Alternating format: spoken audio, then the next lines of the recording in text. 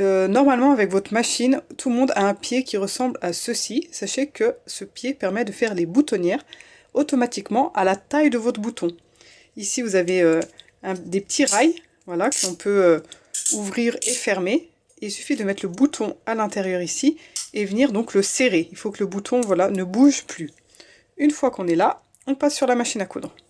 Voilà, alors là je suis sur la machine familiale et je viens glisser mon pied de biche spécial. Donc le bouton se retrouve à l'arrière et non pas comme ça devant moi.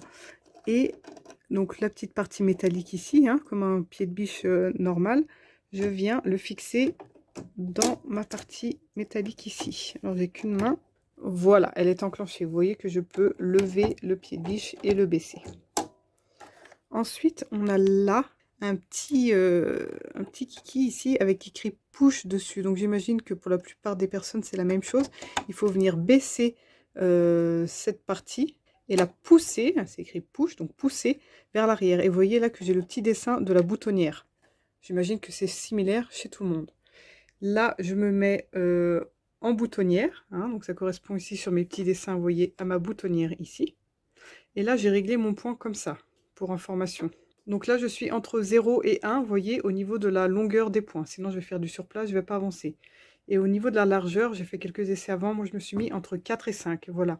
À vous de voir après sur votre machine. Moi, j'ai fait plusieurs essais sur une chute pour voir comment ça marchait. Alors là, sur mon tissu, je vais marquer le milieu, hein, pour bien faire ma boutonnière en plein milieu. Donc là, pour information, ça c'est un petit bout de savon. La fin des savons marche très bien sur les tissus foncés. Et je vais faire donc ma boutonnière sur ce trait. À savoir aussi que la boutonnière commence ici au début et elle recule toute seule. Elle fait du surplace ici en haut et elle redescend toute seule. Donc ne commencez pas votre boutonnière ici, sinon votre boutonnière va se retrouver là. Or moi je la veux bien au bout ici, donc il faut bien que je commence au bord de mon tissu pour qu'elle puisse reculer.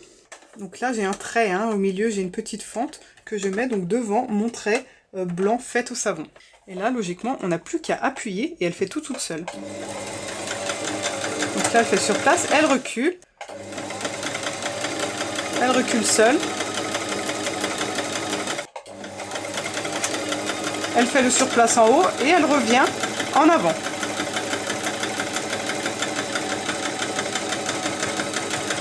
Et lorsqu'elle refait du surplace, c'est qu'elle fait le nœud, c'est terminé. Je ne sais pas si vous voyez bien, mais voici la boutonnière. Alors après, il existe des petits outils spéciaux pour fendre ici au milieu. Moi, je le fais à l'ancienne avec un découpe-vite. Donc je le pique ici au milieu de ma boutonnière et je viens couper mon tissu, alors tout doucement, jusque là où ma machine a fait du surplace. Et je fais attention de ne pas couper justement ces fils, sinon bah, ça défait tout. Et je fais la même chose de l'autre côté. Vu que je suis sur un tissu très sombre, j'espère que c'est quand même visible à la caméra. Voilà, ma boutonnière est déjà terminée. Je vérifie si je peux passer mon bouton dedans.